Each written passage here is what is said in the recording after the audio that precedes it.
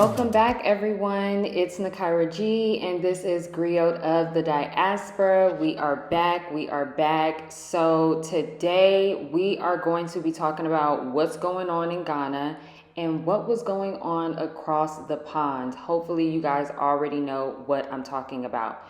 So let's just get right into it. So yesterday, or the day before yesterday, Michael Blackson took to Twitter to talk about his frustrations with the Ghana government, with Ghana's banks, and he announced that his money has been stolen, and he seems to be obviously really upset. He claims that it was up to $1 million in bonds, and apparently the bonds that he had with the Ghana government was to secure payment for the school that he recently built for underprivileged children in Ghana.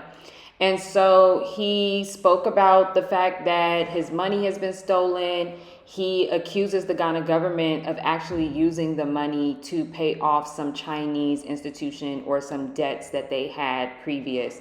And so a lot of people are talking about it on Twitter. Nothing has necessarily been done yet. No one has necessarily spoken out yet in terms of the Ghana government or the banks or anything. So we're still waiting to hear about that. But I do want to say this. I'm not trying to be funny, but like, honestly, what I keep seeing a lot of the Ghanaian, like local Ghanaians say on Twitter is that a lot of times the diaspora comes out here and y'all think because y'all have money or you have notoriety or you have celebrity that you're going to be treated better, or that corruption isn't going to touch you, or that Ghana won't happen to you. And like 10 times out of 9, Ghana will always happen to you, and there will always be room for corruption. And it sounds so messed up, but I think at some point we have to start being honest, especially when it comes to the diaspora. I know a lot of times people don't want to admit the reality of doing business in Ghana, the reality of working with the government here, working with the banks. But people need to be honest about the reality of life here. And there is a lot of corruption, and there are a lot of people who get their money stolen and never see it again. So I'm glad that Michael Blackson actually spoke up about it, because it's a big issue. And for people who are planning to be spending millions of dollars or hundreds of thousands of dollars, they need to know that this is something that can possibly happen. And if it's going to happen to one of their own, it's definitely going to happen to the rest of us.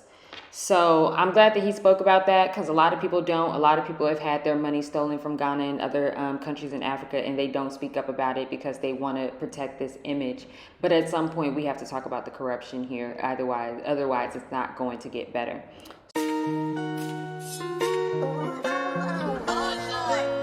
It's Kiki.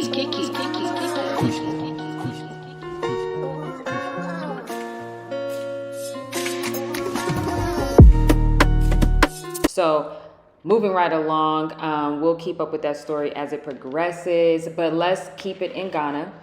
So let's now talk about this cathedral situation. So as you guys seen in my other updates and my other episodes, I talked about David Ajayi, who is the architect of the cathedral that is supposed to be built here in Ghana, that they plan to spend $58 million on. And some protesters, some activists went to the site where the cathedral is supposed to be built, and they took video and images of what is currently there, which is nothing but what seems to be a pool of water. There was recent rainfall here in Ghana, so I'm assuming that's where all of that came from. And so the jokes are just running rampant on Twitter. It's been a year and a few months. Nothing has been built. No foundation has been set. There's just been land pretty much cleared out. And so people are kind of questioning what is going on, basically. And so, like I said, the cathedral is something that a lot of people are paying close attention to, because a lot of people don't see the point of another multi-million-dollar religious building in this country, considering there are so many people who do not have housing. There are so many people who are affected by the economy right now.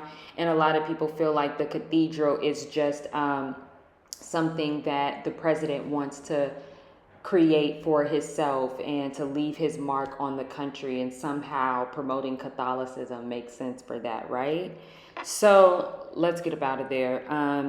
We'll keep up with that, like I said. And so this last story concerning Ghana, I'm still looking into it, but I received a message yesterday from someone, and apparently there's an NGO here. I've known about this NGO for a few years now, called the Oris Present. And they are an NGO that seems to be fighting against fast fashion, fashion pollution, fashion waste. And so a lot of the campaigns that they have held in Ghana has mostly been about the concern of this area called Kantamanto, which is very, very known for secondhand clothing markets. And so there seems to be a lot of controversy about this. I'm seeing this conversation where now there's a question about, should there be an importation or should there be a ban on secondhand clothing? Because a lot of the issues that have been going on surrounding the secondhand clothing industry in Ghana, or what people call dead white man's clothes, is that it does take up a large part of what is considered the fashion industry here. And it does kind of make the country look away, in my opinion. Driving down the road and just seeing so many market people selling secondhand clothing, it makes you think. And it makes you think how it's getting here, and it makes you think why, and it makes you think how has this become just so normal to where it's something that is just a part of the culture. Everyone wears secondhand clothing. You know, it's not really like a scene or an environment. It's just pretty much really regular. You're either wearing fabric, you're either wearing, traditional clothing, which still is imported from China, or you're wearing, secondhand clothing. And so I got a message yesterday, apparently from someone who is against the importation of secondhand clothing. And so I'm still kind of like, when it comes to these NGOs in Ghana, I get really frustrated sometimes that a lot of the locals and a lot of the influencers support these NGOs, and they make their money or support their campaigns. And majority of these NGOs are European ran. I don't know about the Oris Present, but I'm pretty sure there's some type of European connection. But I always notice that a lot of times people are partnering with these NGOs. They are sharing their influencer, whatever, with these NGOs. And then when something goes wrong, or when the NGO does something that they don't agree with, it just seems like now there's this tension. But I'm just curious, because how has this not been a conversation in all of these meetings, or all of these campaigns, or all of these letters that have been sent out amongst these different influencers who have been pushing this NGO for the past few years? I'm just curious how none of these conversations about what is agreed upon, how that hasn't been had. Or if it has been had, why aren't those conversations public? Because if you're going to make a social media campaign and make all of these colorful text boxes and do all of this branding for your NGO, I do think that it should be necessary for you guys to have more conversations that are posted, more conversations that show what people are talking about, instead of putting everything in an influencer package and putting everything in a colorful text box. Some things can't be in a text box, and some things can't be said by an influencer. At some point, have an event. Sit on a panel, show your representatives, show the founder, show the people who you really are. When it comes to NGOs in Ghana, I do not show a lot of support until I know who owns it, who runs it, who is the resource behind it, what conversations they're really having, because this always happens out here. You see people promote this NGO, and then all of a sudden you agree or disagree, and now what? Because what I'm seeing is an NGO and influencers have a conversation, and I'm not seeing the market women who it affects, the people that it affects the most. I'm not seeing that conversation. I'm not seeing a mic in their face. I'm not seeing a video of them at the high court. I'm not seeing those things. So, like I said, I'll keep up with this story and report on it as much as I can. But I just think that when it comes to this NGO situation, regardless of what the campaigns are, people need to be a little bit more proactive instead of waiting for the NGO to fix everything. And then when you realize that they can't fix anything, you're now upset. You know, this is your country. Fix it. Don't let people come in and tell you what to do only when you think it's good, because everybody is so quick to tell somebody when they're doing something wrong. So I just think, like, stop relying on these NGOs and stop relying on these foreign resources when it is the foreign resources that created the problem. Anyway. I am Nail Gyptian, and I'm the owner of the Nail Gyptian Press-On Collection, and I'm originally from Compton, California. I started doing nails in high school, but I started doing press-on nails when I traveled to Ghana for the first time in 2013, which inspired me to make the Nail Gyptian Press-On Collection. The style and design behind every nail set is inspired by the queens and goddesses of ancient Africa. I love when my customers tell me they feel inspired and empowered when they wear the nails, and it makes me feel happy that I'm able to connect with people in my community and make them feel beautiful. You can also visit my website at nakedgoldonline.com. Let's get to the part that just is ridiculous. So let's go take a trip across the pond and let's talk about what's going on in London. So I'm pretty sure you guys have already seen the situation with ShxtsNGigs host James and Fuhad. I'm sure you guys have already seen the debacle that has come out of that. And I'm going to try my best to keep this so short, quick, brief, because I didn't even think that I was going to talk about it, and I really wasn't going to talk about it. But when I thought about it, I was like, I do want to find ways to merge pop culture with the conversations that we have as a diaspora. And when I really broke down this situation with James and Fuhad and Andrew Schultz, I realized that this is actually a diaspora conversation more than it is a media conversation, more than it is a comedy or pop culture conversation. This is a diaspora conversation. So I know that everyone has their own version of what happened with James and Fuhad, but I'm going to speak about it from my perspective, from the way that I saw it.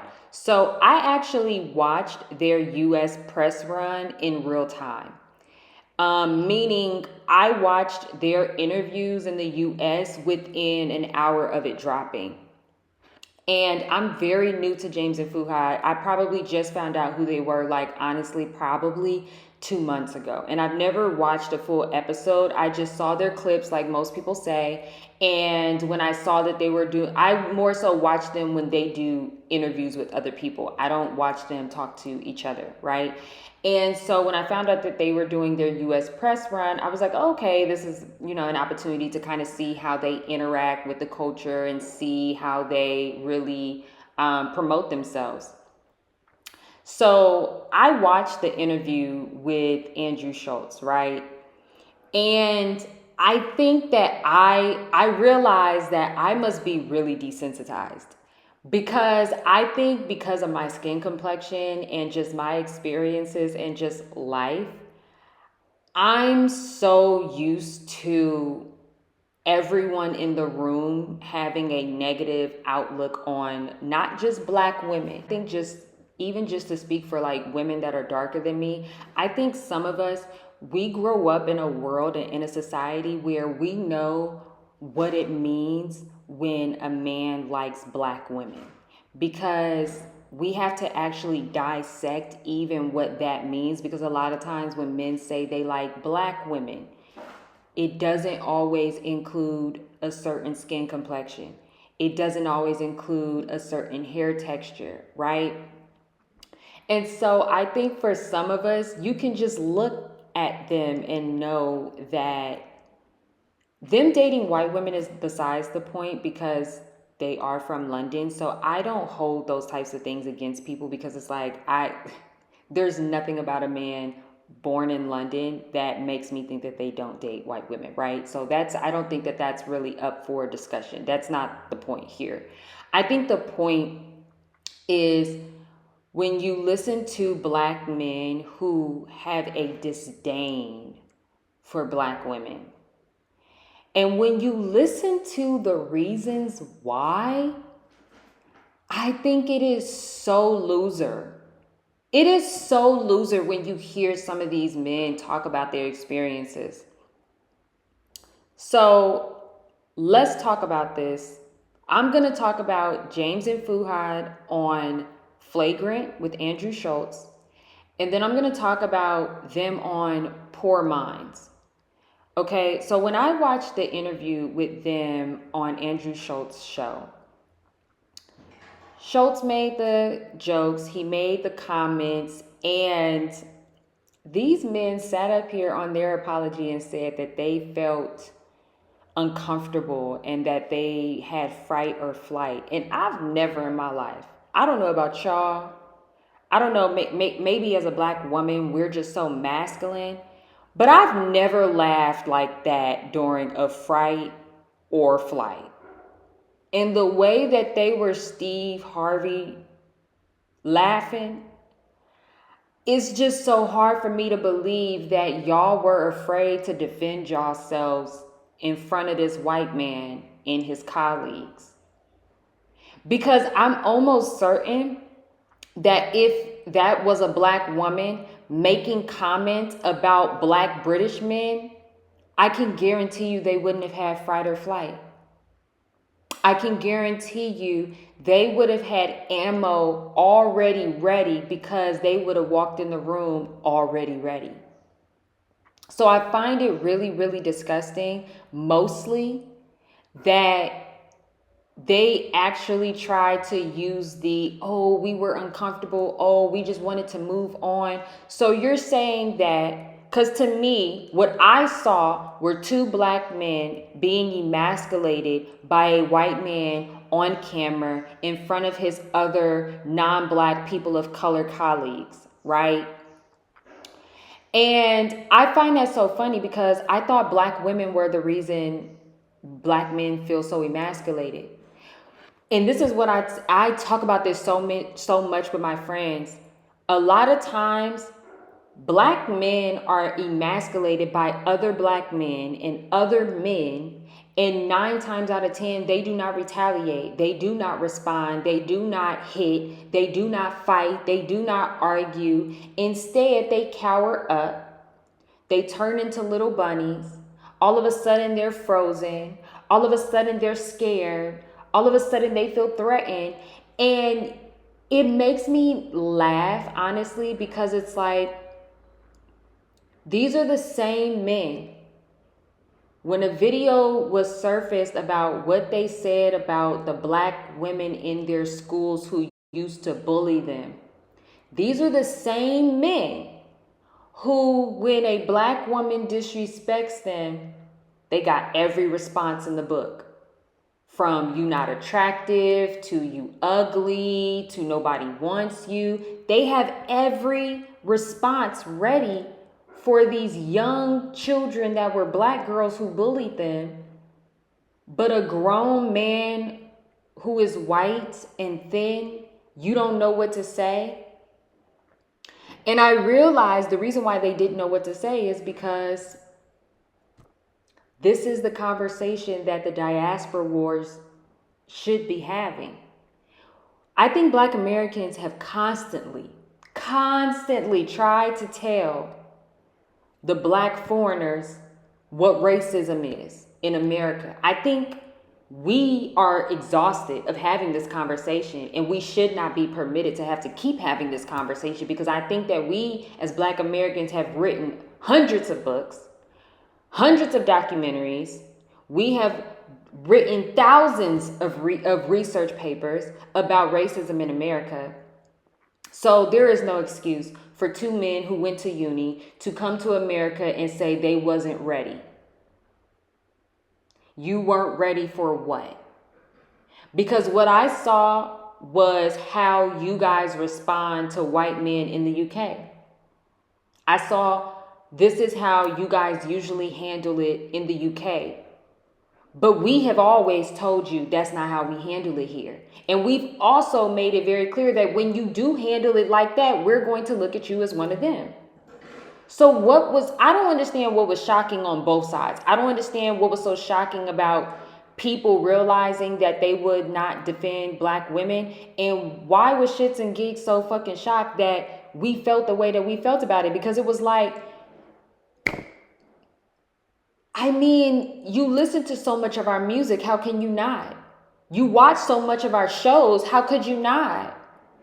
You know so much about our black lingo. I mean, you guys say black lingo, black American lingo in all of your podcasts in the UK. All of our lingo is all over the place. It's the name of your podcast. You guys throw it around. I mean, how could you not know what racism in America looks like in 2024 during an election year? When that is what everybody is talking about? I don't believe that. And that is what I'm more disgusted with, that with the pretending like, oh, I didn't know, or I was uncomfortable. I don't believe that. I believe that that is how you guys react to any man, especially white, in the UK when they talk about black people and black women. I think that's how you guys have always responded, and it has always worked out for you, because in the UK, the UK is a place similar to like the US, where if you shut up and you go along and you laugh at the racist jokes, you might get a job, you might go up the corporate ladder. So for them to act like they were just so uneducated in American racism, I'm so tired of foreigners doing that. I'm tired of foreigners being like, oh, I didn't know I was black. Oh, I didn't know that this, I'm tired. My black ancestors did not write that many books. They did not create those movies. They did not create these documentaries. They did not travel to Africa and all over the world for y'all at y'all big age in 2024 to sit up here and say y'all don't know what racism in America is, and to say that y'all don't know how to defend against it. That is disrespectful. That's disrespectful to your ancestors and mine. So then when they were on Poor Minds, I'm not even going to talk about the fact that they said there were no baddies in Atlanta when they went to Atlanta. I'm not even going to touch on that. When I watched that interview, and again, I watched the interviews in real time. So I watched this interview a week ago before all of this happened. The first thing that I noticed their body language and the way that they were talking to Drea and Lex. The way their body language to me just screamed, I'm in a room full of women I'm not attracted to. It just screamed that. And of course they said, oh, they were tired. They didn't have the energy that they're used to having. All of a sudden they were so tired. All of a sudden they didn't have the high energy that they usually have. And honestly, no, I don't believe that either. I could tell by the way that they were smiling, the way that they weren't smiling. I can tell by their eye contact, by the lack of eye contact. I'm not trying to say that Drea and Lex P should be attractive to every black man. I'm not saying that every black man should go to Atlanta and be able to find a wife or be able to find somebody attractive. But I think it is intentional to travel to the blackest city in America and to make a statement that you knew was going to be salacious, because it's not like you said that about Kentucky. It's not like you said that about Nebraska. You specifically said it about Atlanta in Atlanta. And then you said it in front of two of what most people, I think, in Atlanta would consider a baddie. Sidebar. I don't know this world that y'all live in where y'all use words like baddie and words that black women created to describe themselves. I don't know this world that y'all live in where y'all now use those terms on non-black women. The whole point of black women defining themselves and making words to define themselves is because last time we checked, all y'all women and all y'all men claim that none of the women of the rest of the world are like black women. So why, if y'all are not like us, and if you want to date other women because you don't like black women, why are you calling them the same things that y'all call us? I don't understand that part. So shout out to that girl who said, I didn't know that non-black women could be baddies, because no shade, I didn't either. I thought when you say a baddie, you meant a black woman. I don't, because even for me, I don't consider myself a baddie. I don't dress like that. I don't look like that. I think that baddie has a very particular look, and that is okay. And I don't think it is to be diminished, nor do I think it should be shared amongst everybody else, because we don't call ourselves by what you call yourselves.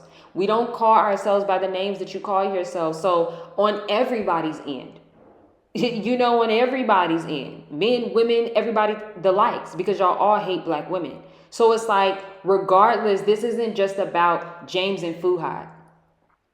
What they are doing is they are displaying the neo version or the new version of white supremacy. And the new version of white supremacy is where, instead of being super indirect, now you're going to be so direct that people think it's a joke, because it just sounds so outlandish and it just sounds so disgusting, that now I'm realizing the new version of white supremacy is to just be blatant with it, because people think it sounds so crazy that they don't even really believe that you just said it.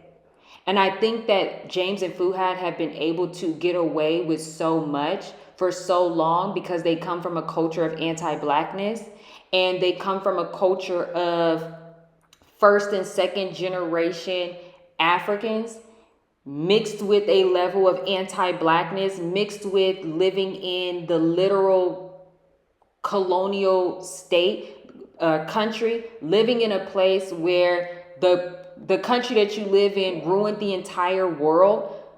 So it's like, I'm not surprised when British people have horrible mindsets, because how could you not? How could you not?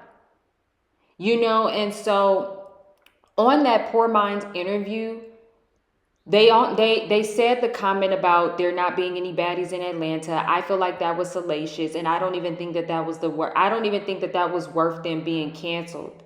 Right? I think for what it's worth, if you look at the way that they interview with Nella Rose, when you look at the way that they interview with Chloe, with Grace, the UK white women, when you look at the way that they interview with them versus how they speak to and interview with black women, it is like night and day, to the point where it's actually uncomfortable to watch it on screen because it's so obvious. And I'm gonna just leave it at that, because I really, honestly, I could just go on and on. But I think for me, the biggest thing is I'm just tired of people saying that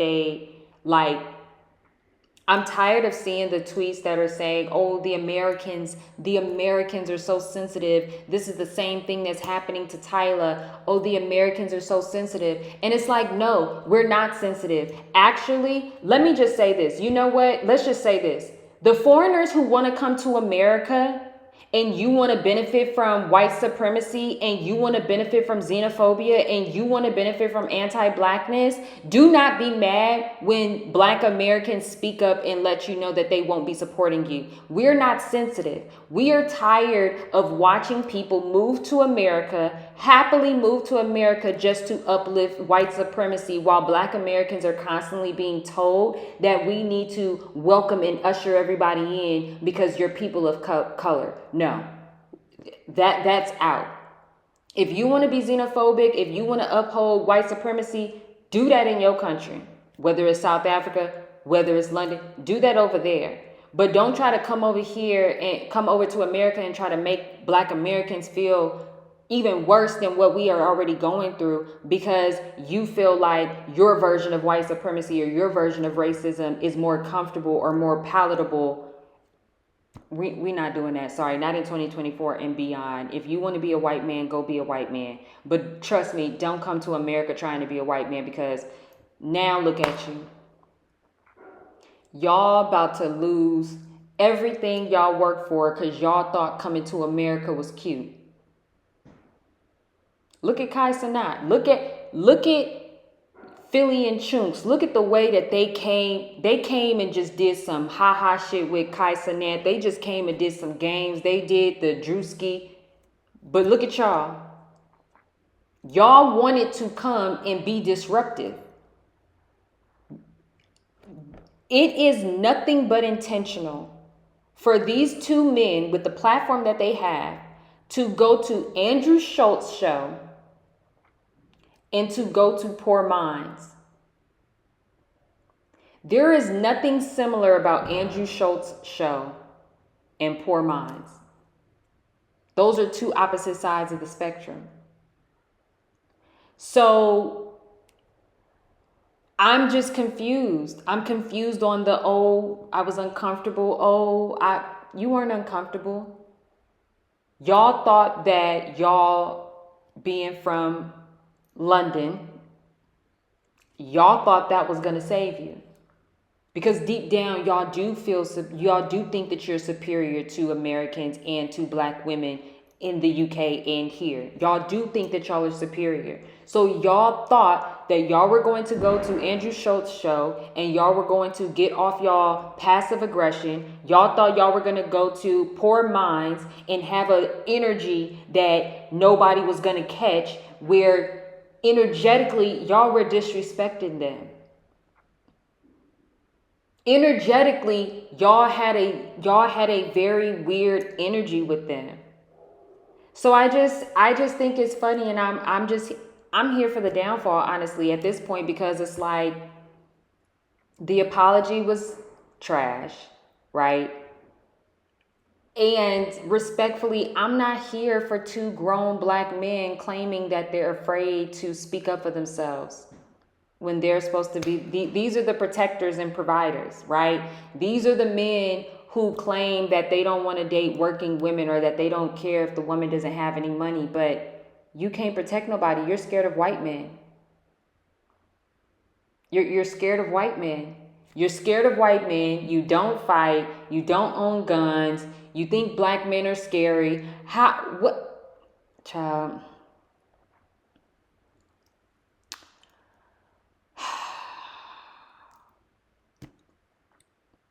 This is my last point, though. This is my last point, and this is it. There is nothing good that comes out of however many. There is nothing good that will ever come out of queer baiting. There is nothing good that will ever come out from queer baiting. Any man who has to use gayness as a brand or a theme, there is a 10 out of 9 chance that they are misogynistic, that they actually hate women, and that they use this homoerotic behavior as a cover-up. They use their bromance as a cover-up to make it seem like, yeah, see, black love, yeah, because I love my brother because he's black. But a lot of times men's love for each other is usually coupled with the hatred of women. Because you cannot be the same gender that says, oh, men can't express themselves. Oh, men can't be scared. Oh, men can't do this. Because men are the reason you can't do it. Men are the reason you feel emasculated. Men are the reason you can't be vulnerable, not women. But because women are the weaker individual, you will take all that disrespect from other men and come home and abuse a woman because you only want to abuse somebody you know you can win against. And I personally feel like If it was a black woman sitting there disrespecting them, they would have retaliated. But because they could not see themselves stronger than Andrew Schultz or his colleagues, I genuinely believe that's why they went along to get along, because they didn't think that they could beat him. They didn't think that they could beat him. And that's sad, because y'all too old for that, and y'all go to the gym. That's all I got. That's all I got, because if I go any further, I'm gonna go in. And just on a podcast tip, it's really frustrating to open up YouTube on a daily basis and open up Twitter and just see how many men with mics just happily in their basketball shorts talk about their hatred for black women. I mean, I don't know what any other race of women experience when they turn on their internet or open up these social media platforms, but I cannot tell you how disgusting it is every time I open up YouTube. And it's like the way that black women are talked about on everyone's podcast. It's really alarming. It is, and hopefully it gets better. If not, divest, decenter, divest from men, decenter men, and figure it out. But I think that cancellations like these are important because, yeah, they can redeem themselves. They could definitely redeem themselves. But I love that we not letting things slide. And we're not about we're not about to let, first off, we already got to deal with the people here in our homegrown neighborhoods, but you're not about to travel across the pond and disrespect us like that. So shout out to all the black women and all the content creators that spoke up. Shout out to all of the men that spoke up, the men on the pivot spoke up. Just shout out to everybody that really spoke up. I saw Kev on stage spoke up, and that chick Angel spoke up. I'm really glad to see people speak up, because I know people think that black Americans are so sensitive, but we're descendants of slaves, remember? We are sensitive. We're always going to be sensitive, and we have the right to be sensitive because some of us are on the other side of history. So when you are a descendant of a slave, not African, right? Because not all Africans are descendants of slavery. But when you are a descendant of slavery, you're going to always be sensitive. And you're always going to be sensitive, especially when you watch Africans act like a slave master. When we see the houseboys, when we see how y'all shuck and jive for a white man. So we're always going to be sensitive about that, because some of us don't want to relive slavery. And because some of you didn't go through slavery, it's okay for y'all to laugh at racism and to laugh at stereotypes, right? Because y'all feel like you weren't affected by it. But James is supposed to be Trinidadian, and he is a product of slavery. But I noticed that a lot of times when it comes to the Innits, they act like their version of slavery isn't connected to ours because they have the English accent, because they were born in London or whatever the case. And I'm just glad they got what they wanted handed to them. I am happy about that. I think that at some point we just have to keep having these conversations, and we're going to keep having these conversations because they're not going to end. The diaspora wars are not going to end until people are honest about it, until people really get the hard truth. So it's been too long. It's about to be 40 minutes, and I didn't even want this video to be this long. So I'm about to wrap this up. Make sure you check out my website, nakedgoldonline.com, and when you want to go to the shop, it's nakedgoldonline.com/shop. I have press-on nails there, I have purses there, and I'm going to be adding a couple new items, so make sure you go check that out, and make sure you catch up on any other episodes. Like, share, and subscribe. I will talk to you guys later.